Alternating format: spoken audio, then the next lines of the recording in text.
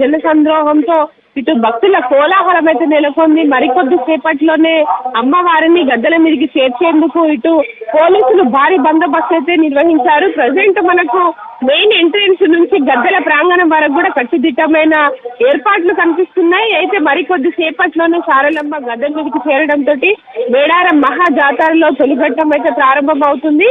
అయితే దీనికి సంబంధించి ఇటు ప్రభుత్వం తరఫున కావచ్చు, ఇటు గిరిజన సాంప్రదాయ ప్రకారం అన్ని రకాల పూజా కార్యక్రమాలకు ఏర్పాట్లు చేశారు. ఒక్కసారి సారలమ్మ ఇటు మనకు జాతరకు సంబంధించి ఎక్కడైతే మనకు కుంకుమ భరిణి కావచ్చు, ఇటు సంతపొద్దులను ఏర్పాటు చేస్తారో ఆ ప్రాంగణం అంతా కూడా లైట్స్ అన్ని కూడా ఆర్పేసి ఇది మనకు పూజారులు నిర్వహిస్తారు. పూజలు నిర్వహించిన అనంతరము ఇటు భక్తులకు దర్శనానికి అనుమతించే అవకాశం ఉంది. దాదాపు కన్నెపల్లి నుంచి మహా మేడారం ప్రధాన గద్దెల ప్రాంగణానికి రావడానికి దాదాపు 2-3 గంటల పాటు కూడా 6 కిలోమీటర్ల మేర నడుచుకుంటూ పూజారులు తీసుకురావడం జరిగింది. అయితే కొద్దిసేపటి క్రితమే ఇక్కడ ప్రాంగణం మొత్తం కూడా క్లియర్ చేశారు. మరికొద్ది సేపట్లోనే రోపాటి ఆధ్వర్యంలో ఇటు కన్నెపల్లి నుంచి తీసుకొచ్చిన సారలమ్మకు సంబంధించిన పూజారులు పూజా కార్యక్రమం అయితే నిర్వహిస్తారు. గోవిందరాజులు, పండితరాజులు, సారలమ్మ ఈ ముగ్గురు కూడా గద్దెల మీదకి చేరడంతో ఇటు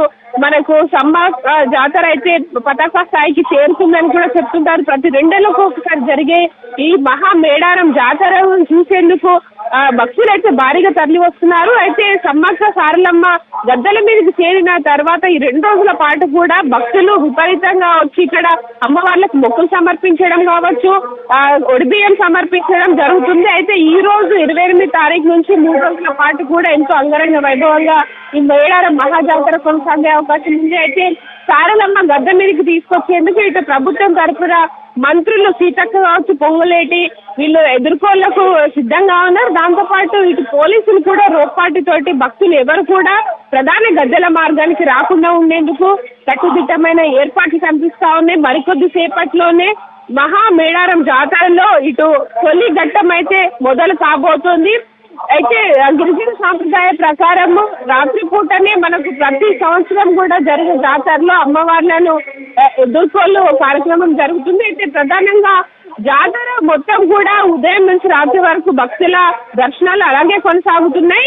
అయితే సారలమ్మ రాకతోటి కొంత దర్శనాలకు సంబంధించిన క్యూ లైన్లను ఆపేయడం జరిగింది. దీంతో కొంత భక్తులు అసహనానికి గురవుతున్నారు. అయితే శివసత్తులు ప్రధాన మార్గం ద్వారా వెళ్లేందుకు ప్రయత్నించగా కొంతసేపటి క్రితం మనకు రోపాటి పోలీసులు కూడా వాళ్లకు నచ్చజెప్పి ఆపడం జరిగింది. మరికొద్ది సేపట్లోనే ప్రధాన ఘట్టం మొదలు కాబోతోంది. దీనికి సంబంధించిన పూర్తి ఏర్పాట్లు చేశారు. దాంతోపాటు వాలంటీర్స్ కూడా భక్తులకు ఎలాంటి ఇబ్బందులు కలగకుండా ఎప్పటికప్పుడు సారలమ్మ గద్దె ప్రాంగణానికి సంబంధించిన ఏర్పాట్లు కావచ్చు, ప్రధాన ద్వారం గుండా సారలమ్మ తీసుకొచ్చేటప్పుడు భక్తులు ఉత్సాహంగా సంతోషంతో అమ్మవారిని ఎదుర్కొనేందుకు భారీగా తల్లి వచ్చి ఇక్కడ శివసత్తుల పూనకాలు, డాన్సులు, ఆటపాటలతో అమ్మవారిని ఎదుర్కొంటారు. కాబట్టి ఆ సమయంలో ఇబ్బందులు కలగకుండా ఉండేందుకు ఇటు పోలీసులు కావచ్చు, వాలంటీర్స్ ప్రత్యేక ఏర్పాట్లు చేసి ప్రత్యేక జాగ్రత్తలతోటి కట్టుదిట్టమైన భారీ బందోబస్తు అయితే కనిపిస్తోంది. మరికొద్ది సేపట్లోనే సారలమ్మ గద్దె మీదకి చేరబోతోంది.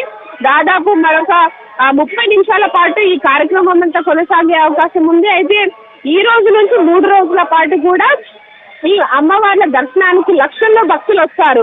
తెలంగాణ కుంభమేళగా పిలిచే మేడారం జాతరకు ఇప్పటికే భారీగా భక్తులు రావడం జరిగింది. అయితే ముఖ్యంగా మనకు సారలమ్మ రాకతోటి అయితే ఈ 3 రోజుల మహాజాతర వేడుకలు వైభవంగా కొనసాగే అవకాశం ఉంది. ఇక రేపు సమ్మక్క ప్రధాన గద్దె మీదకి కుంకుమ రూపంలో చిలకల గుట్ట నుండి తీసుకొస్తారు. అయితే ఈ రోజు మాత్రం మరికొద్ది సేపట్లోనే సారలమ్మ, గోవిందరాజు, పగిడిద్దరాజు ముగ్గురిని కూడా గద్దెల మీదకి చేర్చడంతో ఇక భక్తులు కూడా ఎంతో ఉత్సాహంగా రేపటి నుంచి మరింత మంది భక్తుల తాకిడి కూడా పెరిగే అవకాశం ఉంది. అమ్మవార్లను గద్దెల మీదకి చేర్చిన తర్వాత మొక్కులు చెల్లించుకుంటే అనుకునే జరుగుతుందనే నమ్మకంతో వివిధ ప్రాంతాల నుంచి వచ్చిన భక్తులు అయితే ఎదురు చూస్తున్నారు. అయితే ఇప్పుడు సారలమ్మ రాక కోసం ఎదురు చూస్తున్నారు కాబట్టి కొంత భక్తుల దర్శనానికి మాత్రం ఆటంకం ఏర్పడింది. ఎందుకంటే కొంత తొక్కిసలాట జరిగే అవకాశం ఉంటుంది కాబట్టి ఒక 3 గంటల నుంచి కూడా ఈ కంప్లీట్ ప్రధాన గద్దెల ప్రాంగణం చుట్టూ కూడా పోలీసులు భారీ బందోబస్తు ఏర్పాటు చేసి క్యూ లైన్ లోనే భక్తులను నిలిపివేయడం జరిగింది. మరికొద్ది సేపట్లోనే ఇంటూ గిరిజన సాంప్రదాయాలు, డోలు, డబ్బు, చప్పుల నడుమ అమ్మవార్లను గద్దెల మీద తీసుకురాబోతున్నారు. దానికి సంబంధించి కూడా భారీగా ఇటు మనకు రూప పార్టీ పోలీసులు కావచ్చు, సాధారణంగా వచ్చే భక్తులకు ఇబ్బంది కలగకుండా పకడ్బందీ ఏర్పాట్లు అయితే కనిపిస్తున్నాయి.